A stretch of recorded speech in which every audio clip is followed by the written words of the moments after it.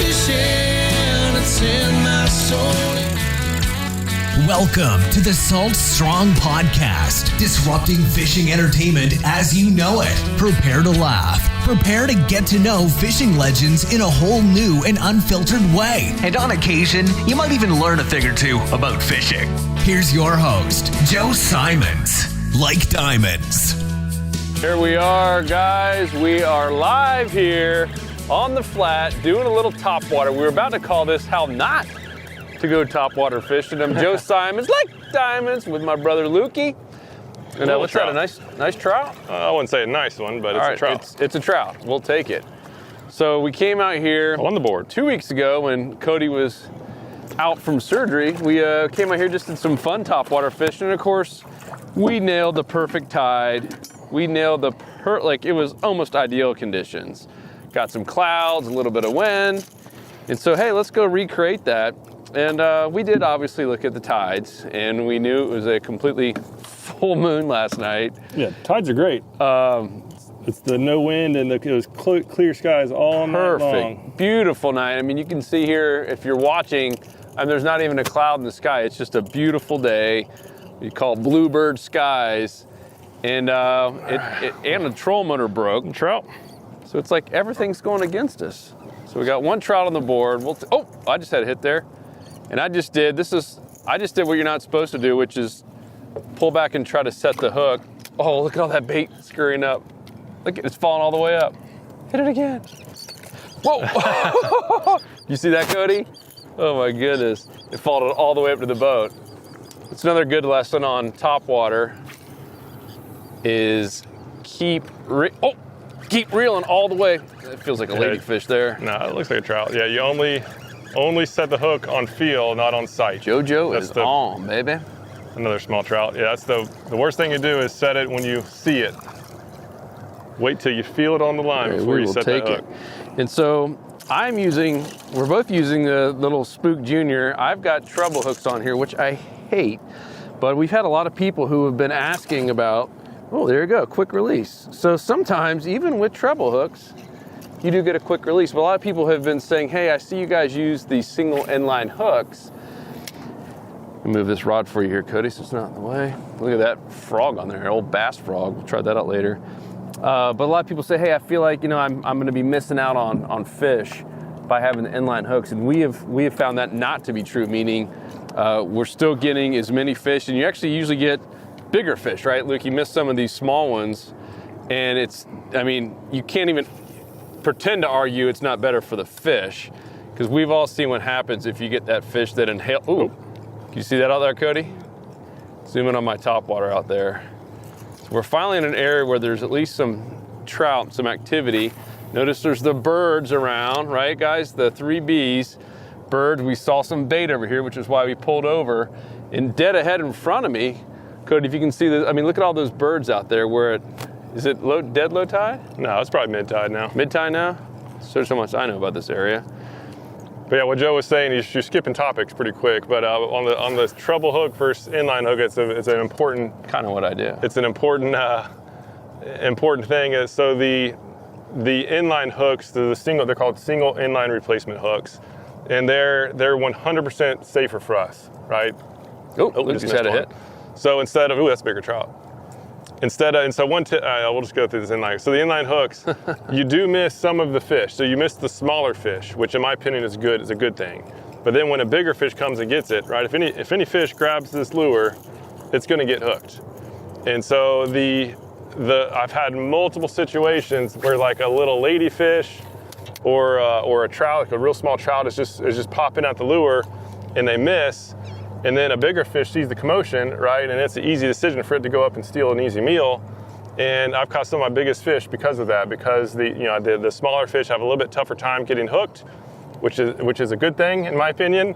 And then the bigger fish, when they actually eat it, they get hooked every time. Like if a fish takes it down, they're not going to get two sharp single hooks, not hitting pay dirt somewhere. So what I've also noticed, you guys watching just saw it, I've been getting like double the amount of weeds. All of a sudden my topwater not doing the movement that I want to with these treble hooks. If there are weeds around like there are right now, and you catch every bit of it, which is so frustrating. Yeah, and so it completely kills your chances of catching a fish. Yeah, I've gone away from trebles altogether. After using them a few times, I'm totally sold on them.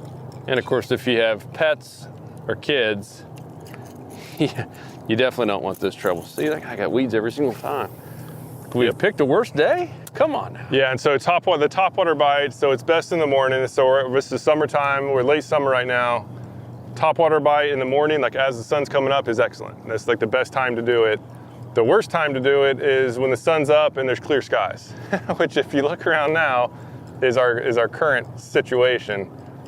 But so ideally, if you're using topwater this late after the sun's up, it would be a cloudy day. And right now the trolling motor's not working, so we're doing a drift. So I'm gonna have to turn the steering wheel, use the motor as a rudder. I wanna shoot down the edge of this flat. So we're just targeting trout now. We probably will not catch redfish or snook way out here on the flat, but there's a lot of trout out. And without the trolling motor, we just have to use the wind. And the motor, I just turn the motor so that we should shoot out to the left a little bit. And we're just gonna be just blind casting the outside edge of this flat. Something just waked right up there. And should catch some trout, probably see some sharks along the way, hopefully get a black tip come up and pop it. But never know what you're gonna get. It's really about covering ground. And one reason that topwater gets worse as the day gets longer, especially in the middle of the day, is after reading The Scientific Angler, I think, or actually might have been Mark Soson's book about what fish see, but he talks about how fish have eyeballs just like us, right? And they don't like looking up in the sun any more than we do.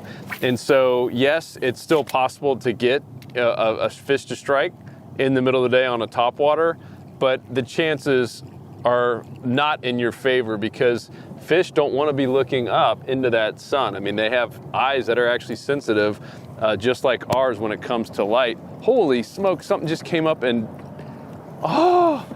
it almost hit mine while I was sitting there talking, standing still. All right. Dang, Cody. But I thought that was pretty fascinating and just makes you think a little bit differently what lures and what baits you're using based on the light.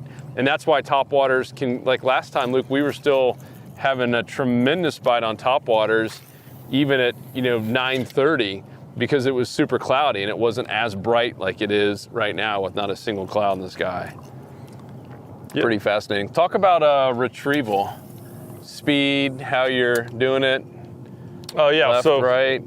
I mean, these are kind of walk the dog plugs. So we're just doing small twitches, and it's just walking the dog. It's called walking the dog. The base of the lure goes from one side to the other, and since the bite's pretty slow or going pretty slow, right? Match the retrieve to the level of activity of the fish. And I'm getting so many weeds. And so basically doing some shorter motions, so it's not traveling too far, and then every once in a while give it a stop, and then a couple more twitches, stop, and so it's all about just trying to go fast enough to cover water while also going slow enough to get some strikes. So it's kind of a blend between the two. Again, ideally, right when that sun's coming up or even at night, I go a lot faster because those fish are more fired up. They're gonna hit it.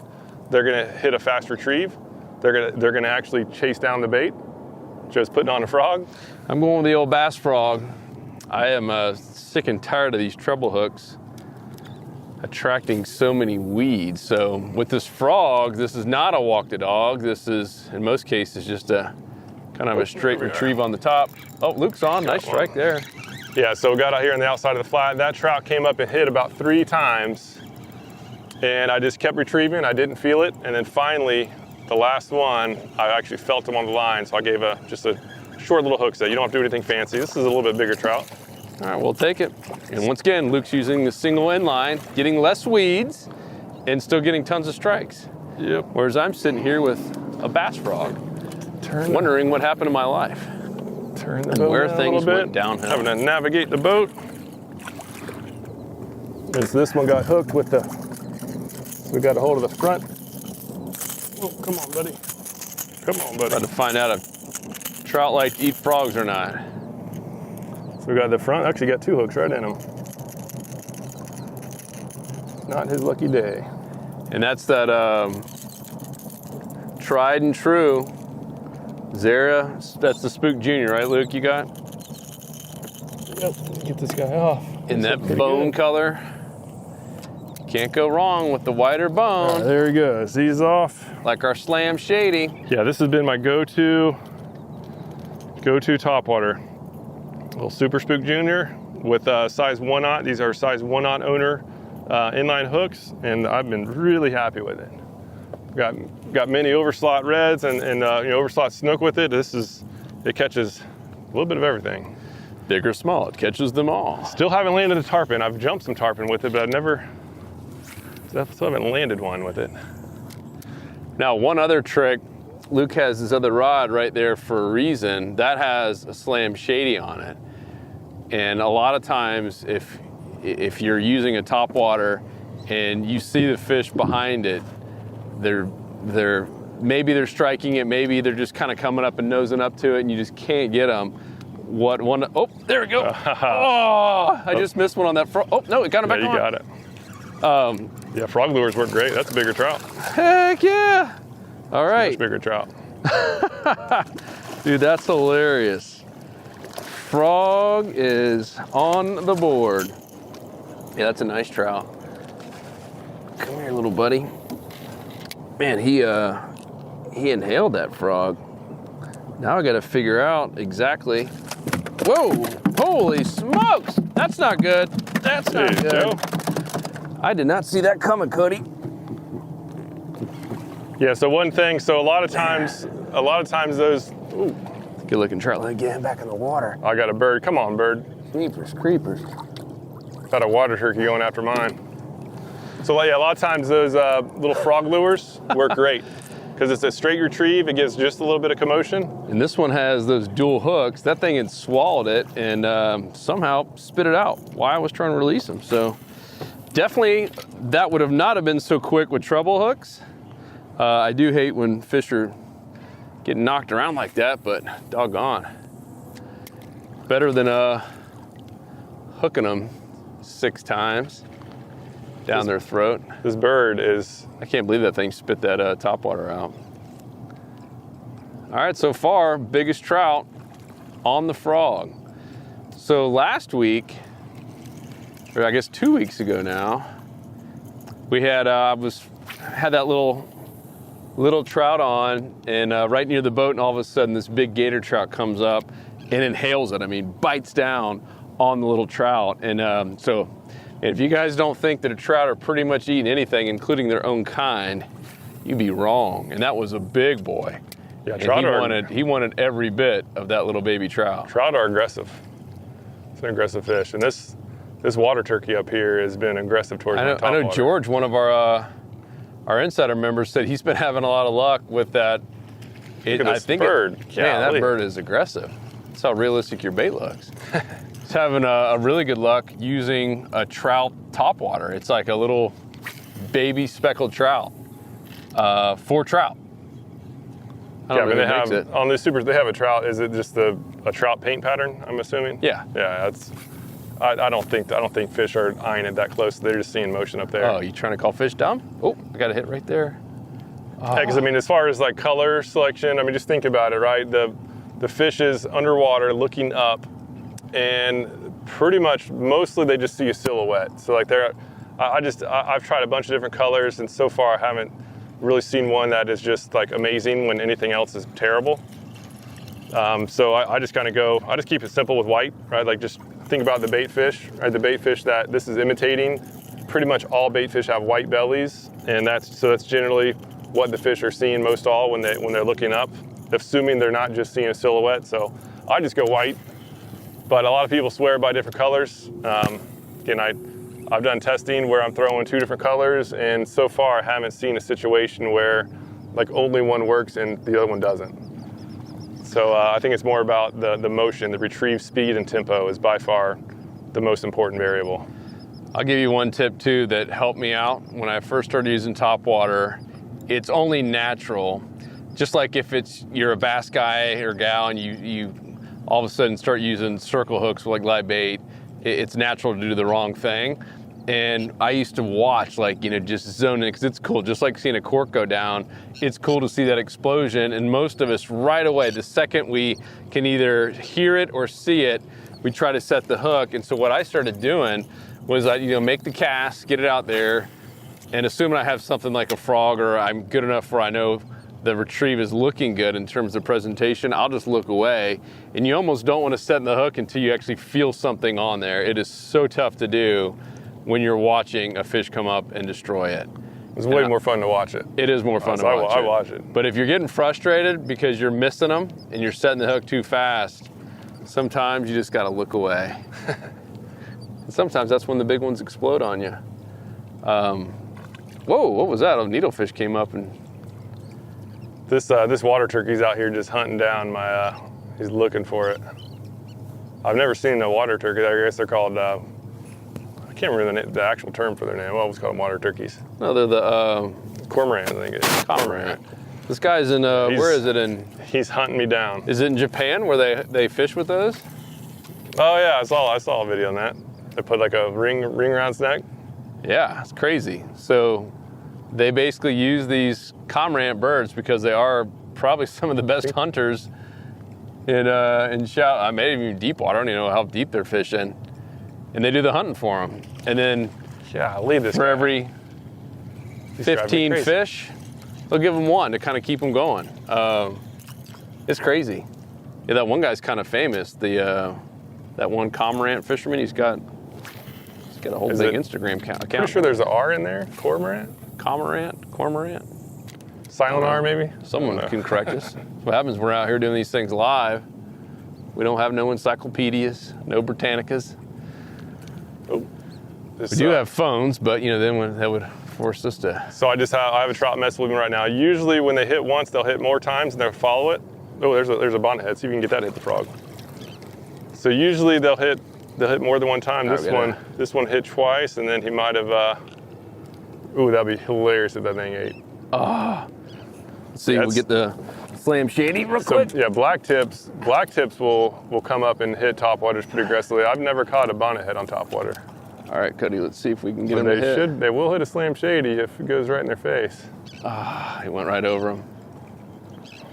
Well, that's why it's always good to have a slam shady handy, because you just never know what's gonna come by you.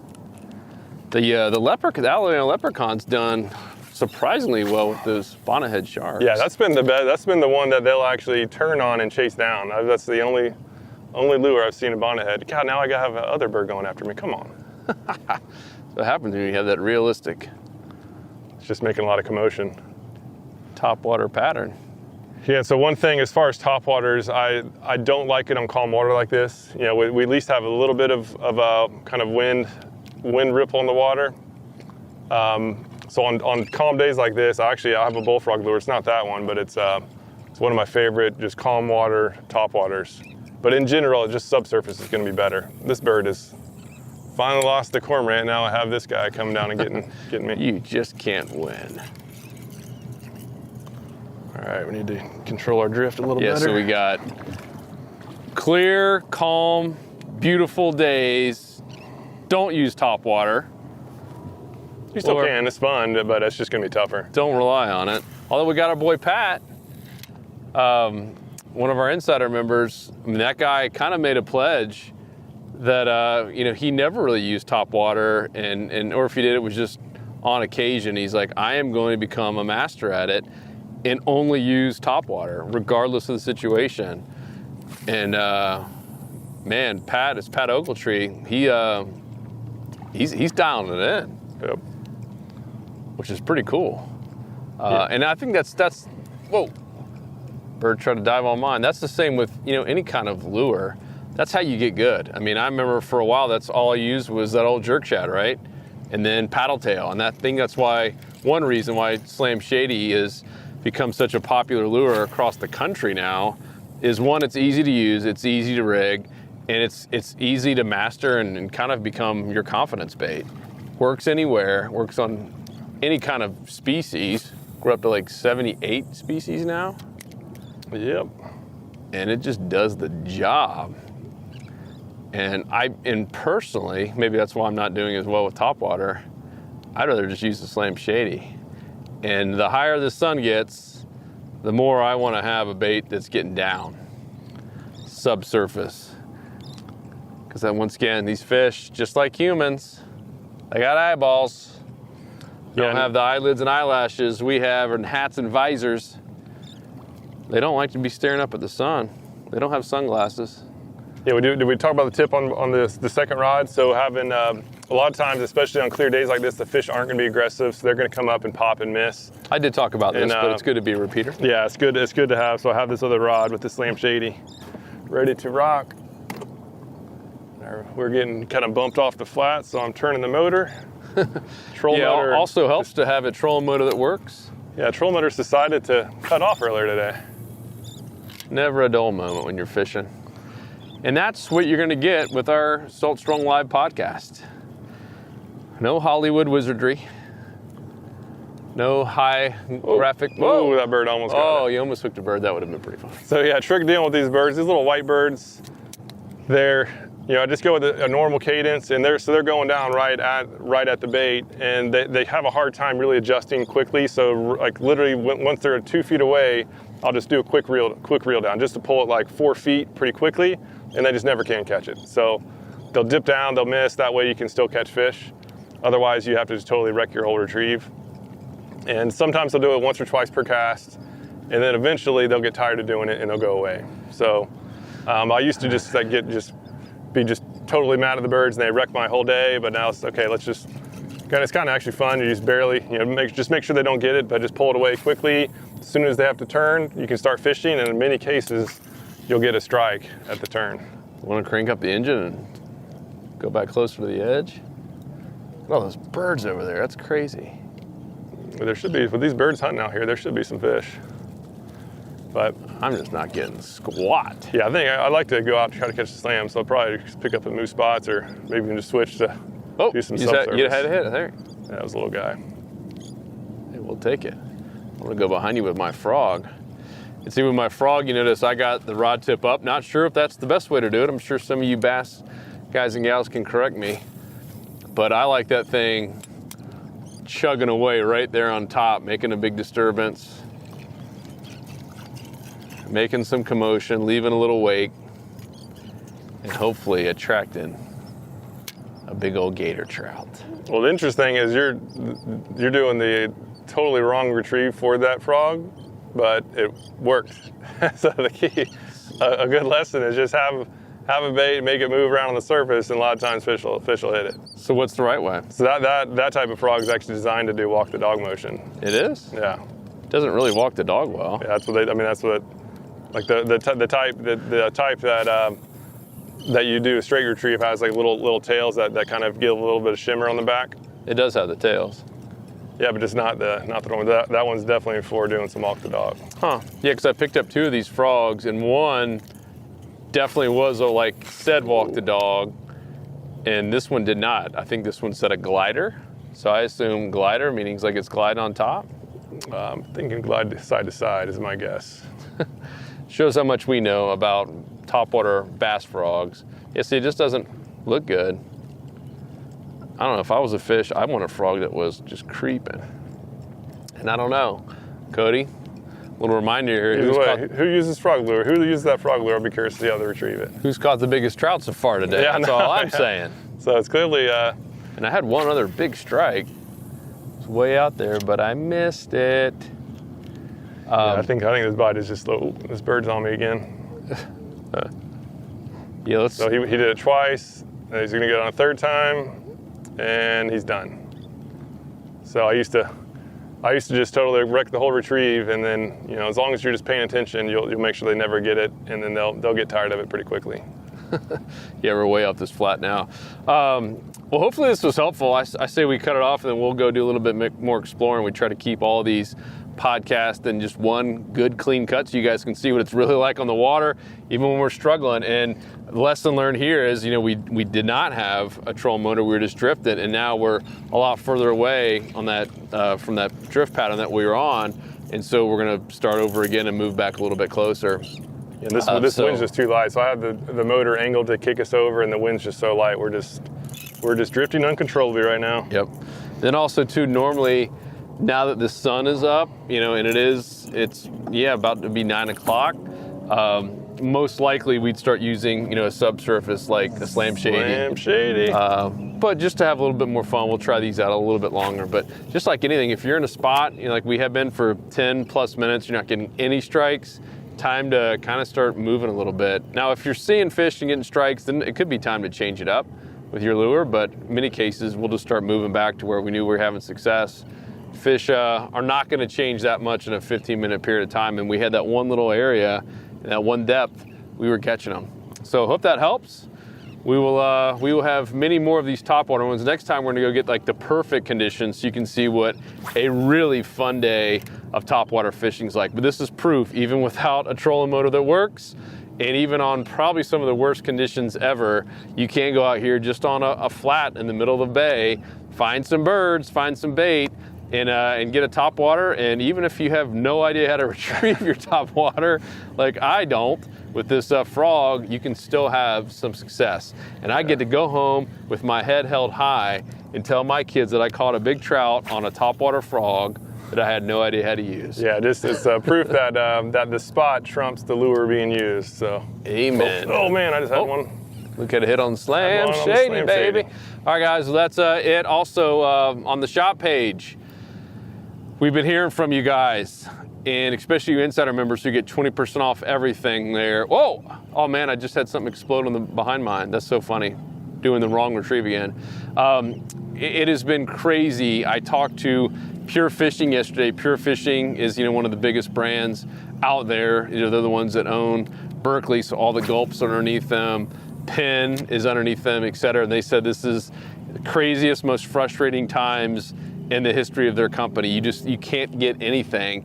And even right now they have a container of all these Penn reels, and that's stuck, and even getting it in the customs. So it's like everything is just like against the industry, and we have more people now fishing than ever before with this COVID. So know that this lack of inventory and the lack of the ability to find rods and reels and even line and lures, it's affecting everyone. But the great news is all these companies have like container ships literally coming over right now.